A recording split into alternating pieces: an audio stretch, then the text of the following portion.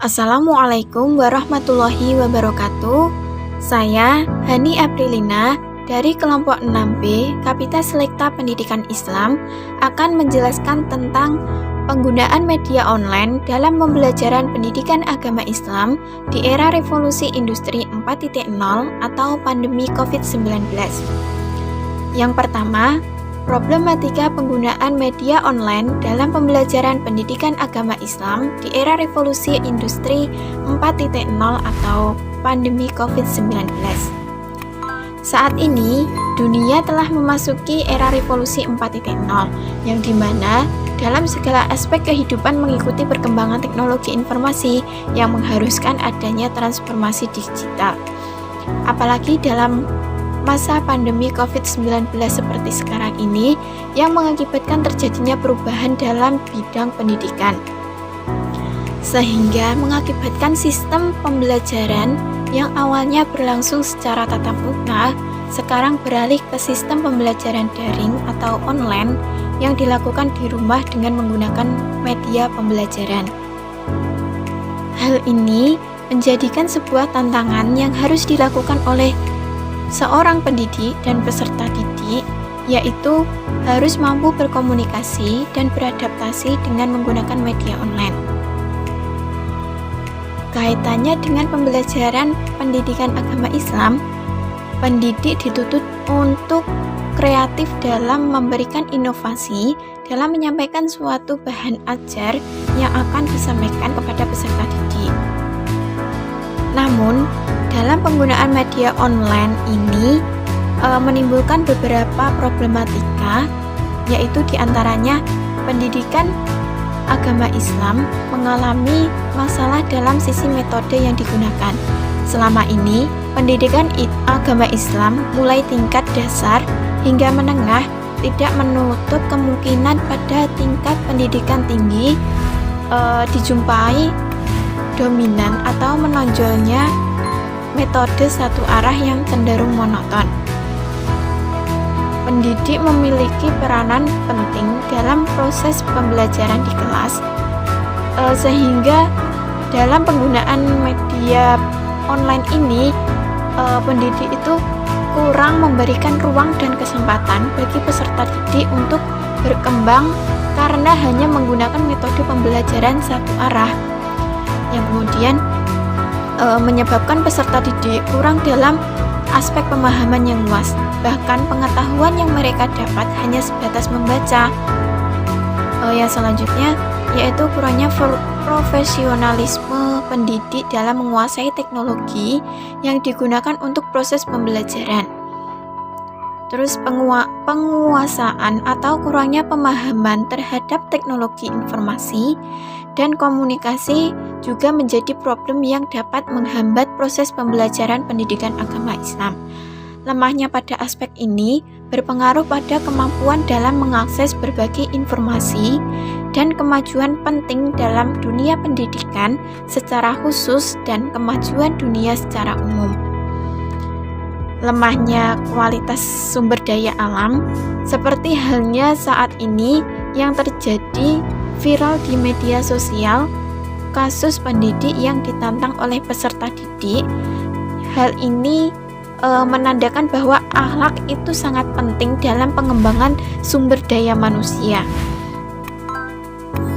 Dari problematika-problematika tersebut, pendidik di sekolah dituntut mampu dalam memberikan inovasi teknologi pembelajaran yang efektif dan juga efisien untuk mencapai tujuan pembelajaran secara optimal, sehingga dapat menciptakan kondisi yang dapat mendorong peserta didik untuk mencapai kompetensinya dalam pembelajaran yang telah disampaikan oleh pendidik.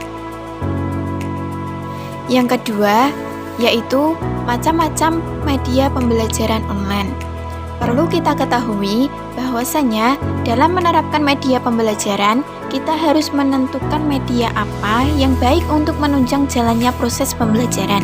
Dengan begitu, pendidik dapat menerapkan sesuai dengan kemampuan atau kriteria yang mudah dijangkau oleh peserta didik. Adapun macam-macam media pembelajaran yang dapat digunakan dalam menunjang proses pembelajaran pendidikan agama Islam saat ini, yaitu sebagai berikut. A. Media pembelajaran berbasis e-learning. E-learning merupakan teknologi informasi dan komunikasi yang dapat membantu peserta didik dalam proses belajar jarak jauh, kapanpun dan dimanapun. Peserta didik dapat melaksanakan dan menyelesaikan pembelajaran yang dipandu oleh pendidik sesuai dengan jadwal yang telah ditentukan. Media pembelajaran ini adalah dengan membuat presentasi untuk peserta didik, mengupload bahan ajar atau materi yang akan disampaikan, membuat forum diskusi, video conference, mengupload tugas, kuis, atau mengerjakan tugas atau ujian secara online. Yang B, media pembelajaran Google Classroom.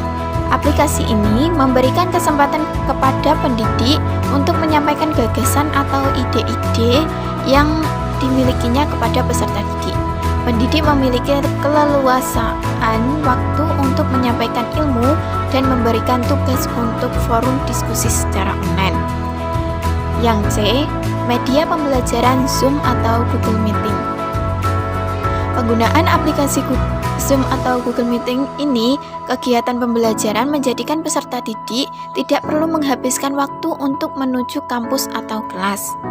Hanya dengan mengakses jaringan internet dan membuka aplikasi Zoom atau Google Meeting dapat terhubung serta berinteraksi dengan pendidik. Dengan adanya aplikasi ini, pendidik atau peserta didik dapat menggunakan fitur transkrip percakapan dan video call. Yang D, media pembelajaran WhatsApp. Penggunaan WhatsApp dapat memudahkan untuk mengirim atau melanjutkan pesan kepada teman yang satu dengan yang lain tanpa harus membuka file yang ada di manajer, sehingga pendidik maupun peserta didik dapat mengemukakan pendapatnya dengan menggunakan fitur voice note atau perekam suara, mengirim pesan, mengirim atau membagikan materi, mengirim tugas, membagikan link, video, maupun foto. Dan yang E, media pembelajaran Telegram. Penggunaan media Telegram ini sama halnya dengan media WhatsApp, namun tidak semua fiturnya sama. Aplikasi ini dalam proses pembelajaran menggunakan grup kelas agar lebih konsisten dalam berdiskusi, baik pendidik maupun peserta didik lainnya. Telegram dirancang untuk memudahkan bagi pengguna dalam kegiatan saling mengirim pesan, baik berupa teks, audio, video, gambar, maupun stiker. Selain itu, Telegram juga dapat dijadikan sebagai sarana untuk mengirim dokumen, musik, berkas zip, lokasi, dan mengirim pesan. Kemudian yang ketiga adalah kendala dalam proses pembelajaran. Kegiatan belajar mengajar yang dilakukan selama pandemi COVID-19 ini menyebabkan semua aktivitas dialihkan di rumah, sehingga dalam proses pembelajaran secara online tidak terlepas dari kendala atau hambatan yang dialami oleh peserta didik maupun pendidik, yang diantaranya yaitu sebagai berikut. Yang pertama, handphone dan laptop yang kurang memadai, karena dalam pembelajaran semua harus berinteraksi melalui media secara online, apalagi banyak file-file yang dari pendidik yang harus di-download untuk dipahami. Dalam hal ini banyak peserta didik yang mengeluh terhadap pembelajaran karena penyimpanan dalam handphone dan laptop sangat minim. Kemudian yang kedua, kurangnya tingkat pemahaman. Pendidik dalam menyampaikan bahan ajar atau materi hanya mengirimkan berupa file, baik itu berupa video, voice note, maupun gambar. Penjelasan yang diberikan pendidik kepada peserta didik kurang konsisten dan kurang jelas, bahkan terlalu singkat, sehingga dalam tingkat pemahaman peserta didik itu kurang. Yang ketiga, tugas menumpuk. Pembelajaran yang dilakukan seakan-akan hanya terjadi dari satu arah saja, yaitu dengan memberikan tugas kepada peserta didik tanpa adanya ruang berdiskusi dalam pembelajaran. Banyaknya tugas yang diberikan membuat peserta didik merasa tertekan sehingga akan membahayakan kualitas berpikir semakin menurun. Kemudian yang keempat, biaya. Permasalahan yang terjadi tidak hanya terjadi pada sistem pembelajarannya saja, akan tetapi ketersediaan kuota yang membutuhkan biaya yang cukup tinggi untuk mengikuti seluruh kegiatan pembelajaran, sehingga beberapa orang tua tidak sanggup untuk menyediakan jaringan internet akibat keterbatasan ekonomi. Yang kelima, susahnya jaringan internet, yang dimana setiap daerah pasti memiliki atau mempunyai kualitas jaringan yang berbeda. Ada yang mudah dalam mengaksesnya, dan ada juga yang kurang memadai. Hal ini juga menjadi permasalahan yang banyak terjadi pada peserta didik dalam mengikuti kegiatan pembelajaran daring, sehingga pelaksanaannya kurang optimal. Bahkan peserta didik harus mencari sinyal terlebih dahulu sebelum pembelajaran itu dimulai. Yang keenam, kurangnya memperhatikan pembelajaran. Banyak peserta didik dalam proses pembelajaran yang tidak memperhatikan penjelasan dari pendidik. Mereka asik dengan dunianya sendiri, seperti bermain game dengan temannya, bahkan mengabaikan materi. Kemudian ada juga yang telah mengikuti pembelajaran hanya menitip atau mengisi absensi saja untuk memenuhi persyaratan.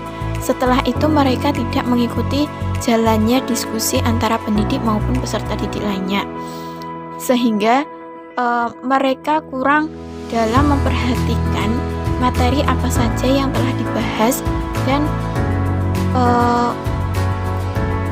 kurang dalam memanfaatkan teknologi yang ada. Sekian dari saya, kurang lebihnya saya mohon maaf, dan semoga apa yang telah saya sampaikan menjadi bermanfaat untuk kedepannya. Akhiron, wassalamualaikum warahmatullahi wabarakatuh.